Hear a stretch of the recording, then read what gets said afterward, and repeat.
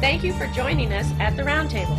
Brought to you by Community Education Arts, a nonprofit organization based in Noblesville, Indiana. I'm Alice Cavanis-Gober, president of CEArts. And I'm Sarah E. Morin, secretary of CEArts. Let's sit down at the Roundtable.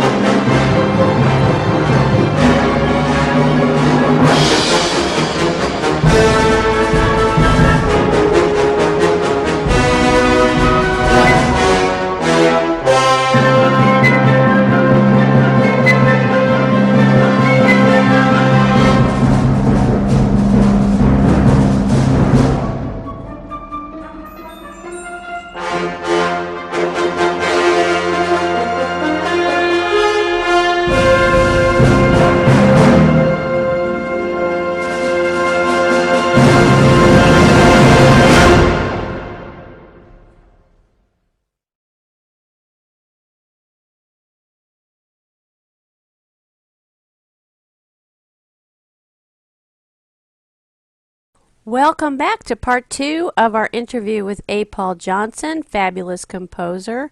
We've just heard Symphony Number 2 IV, which may be Symphony Number 2 4. Let's just keep talking with A. Paul. I do want to ask you about you are so well, let me preface. You are so accomplished. And reading over your bio sheet that you sent was just fascinating because you've been so many places, you've done so many different things musically and everything, and the people you've worked with, and the organizations and fellowships and all of that stuff, that the accolades, if you will, the highlights. Are just, so impressive. And I look at your art journey, if you will, as being so successful. Like I said, you have been able to, earn your living doing what you love. And that for any artist is the ultimate goal, right? Because otherwise we're starving in an attic and we have a day job we hate, right? Yeah. But so I wanted to ask you about kind of like your artistic process in a way, like how you make and approach your artistic goals. A lot of artists I talk to, an inspiration hits and then they either just run with it, or some artists have very specific steps in their process they go through. So I wanted to ask you a little bit about that, and the kind of follow up with that would be any obstacles or challenges you've faced and or highlights you want to talk about, or at least do a shout out for, so those kind of, when you have a goal, how does that process work? There's two ways to write, and I have done both, and that is, to receive a commission, Mm-hmm. and I've been blessed to have some wonderful commissions from some great soloists and ensembles and full orchestras. The other is, a piece just gets a hold of you and haunts you, and then you Mm-hmm. write it and then try to find someone, Right, who will, to someone who bring will that also appreciate it. Yeah. to life. Uh, and there's advantages to both. The nice thing about the commission, and I shouldn't say this. I'm giving away a secret. I swore I never would. I can But edit it out if we want to. you usually get half in advance Uh-huh. and half on completion. Right. So I would, ask for the advance check and go out and spend it and not do one iota of work on the piece. And then I would sit there and think, uh-oh, if I would have paid next month's rent, Right. I need that last check. So It's I a better get motivator, it. that's Yeah, motivation. And and so different I would, people get yeah. motivated in different ways. So, And so then I would really get busy and sometimes work, 20-hour shots and sure. just, well, I go into, whether it's a commission or writing my own, I kind of go into state. I Mm-hmm. go into this. I mean, my various spouse. I've been married a lot. Sorry, Mm-hmm. I guess I love being married. I do it over and over. But they would say, we thought you were half asleep, or I thought you were, spacing out, or what have you been smoking in the back room, or whatever. And I said, no, I'm working, Yeah. and I actually listen to other music while I'm working. I'll put Yeah. on some Mozart or some Beethoven and compose. I Wow. think it occupies one half of my brain, so the creative part can go. Right.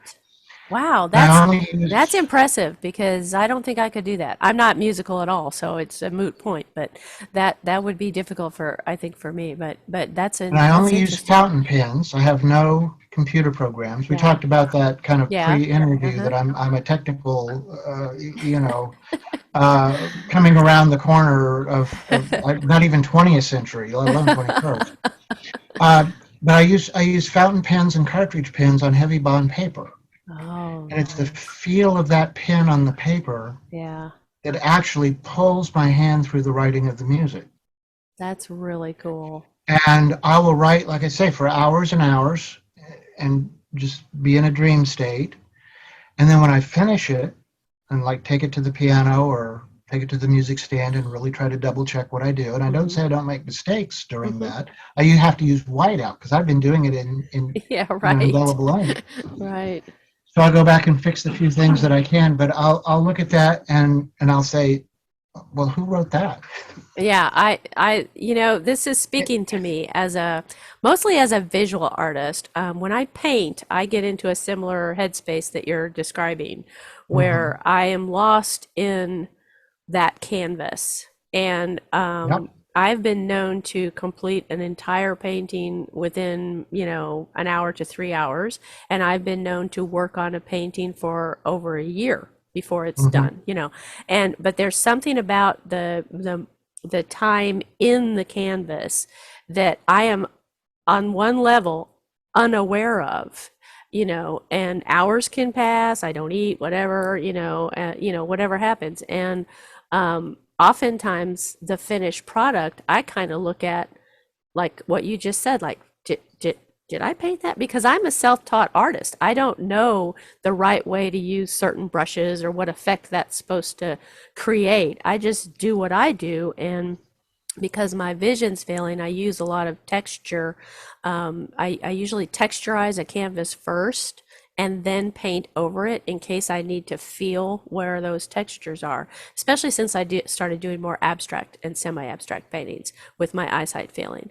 So sometimes I'll finish something and I'll look at it and I'll be like, wow, I don't even remember using that color in that particular, because I paint in layers and sometimes the colors merge and sometimes I paint over colors and things. And I will honestly be like, I have no memory of that, So I'm hearing that. I'm sympathizing with you on that The experience. downside of that is, we've come through a time, and I started my early writing in the late 60s. So, I've been at this a long time, but I've seen a shift in how culture looks at artists, particularly independent artists. Yeah.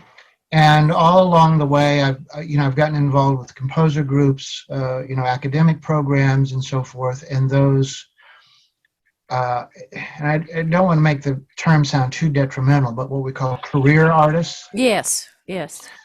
have criticized me very heavily and said, well, you can never be a career artist because you write from all these different perspectives. Nobody knows what's going to come out of your mouth next. And I said, that's because it's not coming out of my mouth. Right. It's coming out of a deeper place that uses me as a vehicle to communicate it to the culture at large. I said, I'm not necessarily in charge of Right. that creative process until it goes into rehearsal. Now, for performing arts, you still have to, solicit, inspire, coerce, however you need to, the ensemble players, the realization artists, to take it through the next step. Right. And I've written things for 80-piece orchestras. So, Wow. that's a lot of people Yes. to entrain into Yes. your vision to make the reality come true on Right. that. So, Right. and at that point, you have to be totally the opposite. Now you go to the other side of the brain, and everything is very technical and very on mark, and you've got to know the language and you've got to know how to It's communicate to all those about the people final production, what the audience is going to see and hear. Yeah. because it's a triangle. Yes, you're right. You have the creative artist, you have the performing artist, and then you have the audience. Yes, And and it you don't, says that yeah, that that's energy's very, got to circulate between that's a all of very them. good point to make. Most people, they go to a production, whether it's musical theater or an opera or whatever, and they experience that final product, that final production. And they don't think about, no, probably care, unless they're also involved in productions. They don't think about what goes into that, from the composition, starting points, all the way through the interpretation by the actors, musicians, symphony, whoever, the conductors, everything, to the final piece, what they experience. And I love what you said about career artists, because when I paint in so many different styles and with so many weird made up techniques. You can't look at my body of work and say, oh, I can identify Alice in there, because this is, there isn't one Alice as a painter, and I'm hearing that you sort of feel that way as a composer. There isn't one A. Paul Sometimes my Johnson. humorous response to, why, what's wrong with your career? This is not the way to have a career in the music business. And I say, well, I would love to have a career, but composing gets in the way. That's perfect. I love that. That needs to be on T-shirts. There we You go, should yeah. patent that. You should patent that. Now, audience out there, you There's our cannot. retirement fund. That's right. You should cannot go. steal that. That's A. Paul's. Okay. I'm telling the Let's audience. share. Hands off. He- Copyright right he's there. hired the moment. Intellectual copyright right there.